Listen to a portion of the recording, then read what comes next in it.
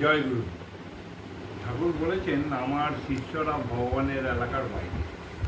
এই কথাটা মানে অর্থ হচ্ছে যে ভগবান এই জগৎ সৃষ্টি করেছেন।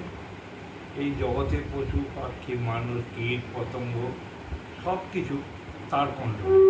তিনি তাদের মানে পালনকর্তা, সৃষ্টিকর্তা, পালনকর্তা, রক্ষাকর্তা, সব কিছু তিনি কন্ট্রোল করেন।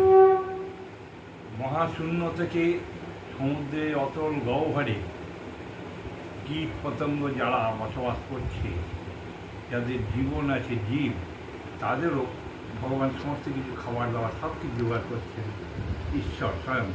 সেই জন্যে ভগবান সারা পৃথিবী বিশ্ব কন্ট্রোল করছেন বলে সারা বিশ্বের মানুষকে মানে সব কিছু তিনি কন্ট্রোলের মধ্যে রেখেছেন নিজের হাতে।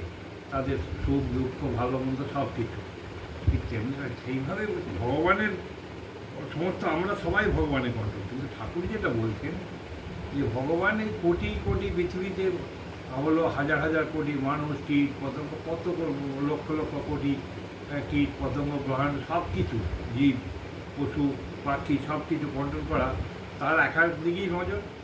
তিনি সারা কন্ট্রোল করছেন। কিন্তু আমার কথা হচ্ছে আমার নজর, আমার লক্ষ্য আমার ভক্তদের দিকে।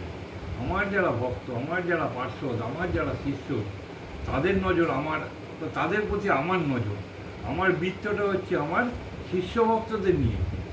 হ্যাঁ, ভগবানের যেমন সারা বিশ্ব জুড়ে তিনি এলাকা আছে, কিন্তু আমার এলাকা হচ্ছে আমার শিষ্য ভক্তদের মানে এলাকাটা।